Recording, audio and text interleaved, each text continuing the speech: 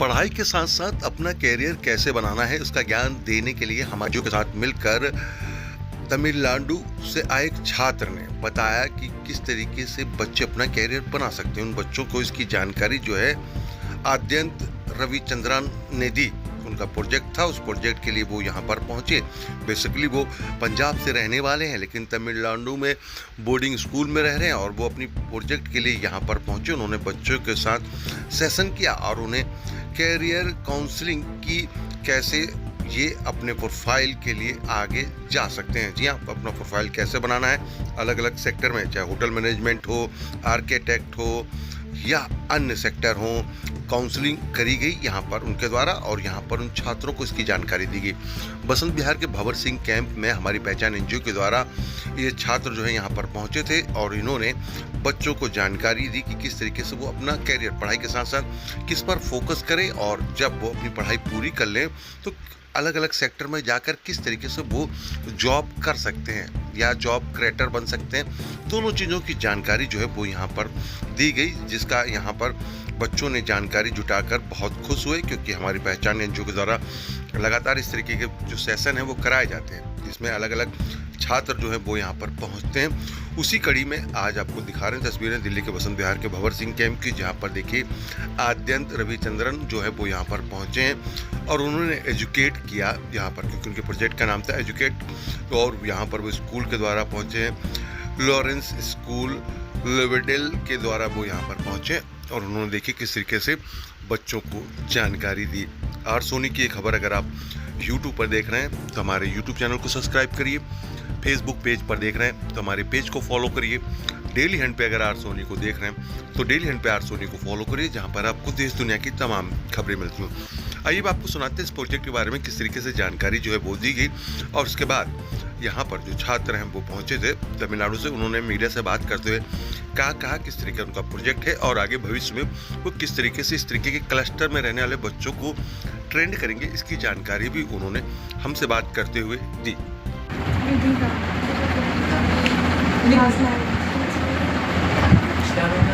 तो इनमें से आप में से आर्मी में कौन कौन ज्वाइन करना है? कौन है वो?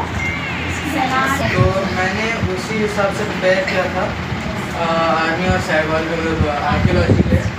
तो अभी मैं आर्कियोलॉजी के बारे में बता देता हूँ, फिर अगर किसी को इंटरेस्ट आता है तो आप उसको भी देख सकते हो।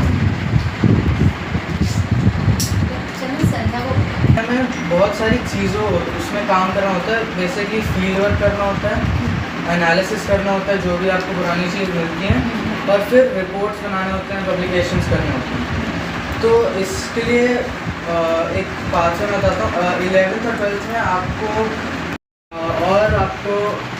जॉब मिलने का हायर चांसेस हो जाते हैं। तो PhD आप रिसर्च स्पेशलाइजेशन में करते हो और उसके लगता है अंडर ग्रेड के लिए UG जो बैचलर होता है उसके लिए आपको देना पड़ता है CUET UG। वो होता है central universities like Banaras Hindu university, Delhi university, तो उनके होता है। और आप कुछ यूनिवर्सिटी स्टेट के जो होते हैं वो आपके 12th मार्क्स पर भी आपको ले लेते हैं, और कोई यूनिवर्सिटी के खुद के भी टेस्ट होते हैं। इसके लिए आप कर सकते हो बैचलर्स कर सकते हो एंशिएंट इंडियन हिस्ट्री में, कल्चर। एक उनका डिपार्टमेंट होता है जो खुद से एक्सप्लोरेशन कर रहे होते हैं, जिससे वो आपको अपॉर्चुनिटीज़ कॉलेज में दे सकते हैं कि आप सीख सकते हो कि जॉब अगर जब मिलती है तो क्या कर सकते हो। तो इसके बाद करना पड़ता है आपको अपना मास्टर्स। एग्जैक्टली करना क्या है, तो उसके लिए जैसे होता है MA आर्कियोलॉजी में करते हो, एंशिएंट हिस्ट्री में करते हो और एंथ्रोपोलॉजी में करते हो। वैसे बहुत सारी चीज़ें होती हैं, मैं बताऊँगा अभी। तो उसके लिए लगता है आपको 2 साल। उसके बाद आप अप्लाई कर सकते हो डिफरेंट जगह, बट बेस्ट ये जैसे होता है एपिग्राफी।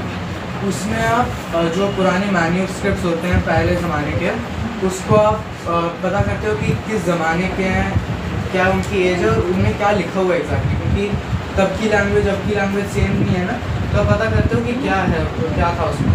फिर न्यूमिस्टिमेटिक, जिसमें आप कॉइन्स के बारे में स्टडी करते हो जो पहले ज़माने में यूज़ करते थे और उनका एज भी पता करते हो और वो सब।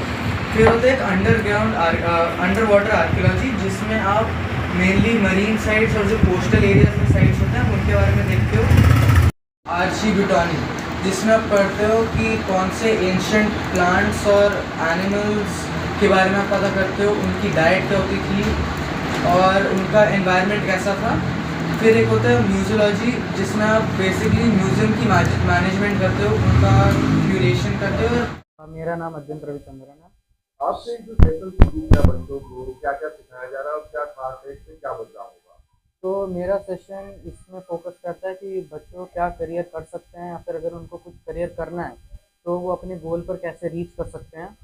तो ये चीज़ बहुत ज़रूरी होती है, बिकॉज हमारे स्कूलिंग के बाद 11th-12th के बाद हमें डिफरेंट कॉलेजेस में जाना होता है, जो हमारे पसंद सब्जेक्ट्स पर डिपेंड करता है। और उसके बाद हमें अगर जॉब की होती है तो हमें कैसे जॉब पा सकते हैं, तो उसके लिए बहुत इंपॉर्टेंट होता है। तो आप खुद एक छात्र हैं, किस तरीके से ये आइडिया कैसे आया कि इन बच्चों को? तो मैं खुद अपने क्लास 11th में हूँ, तो जब मैं अपने खुद के करियर अपॉर्चुनिटीज़ एक्सप्लोर कर रहा था, मैंने ये सोचा था कि बहुत सारे अलग बच्चे भी होते हैं जिनको ये नहीं पता होता कि उनको बड़े होकर क्या बनना होता है, और या फिर अगर पता भी हो तो कैसे उनको ये नहीं पता होता। तो मैंने सोचा था कि मैं मदद कर सकता हूँ।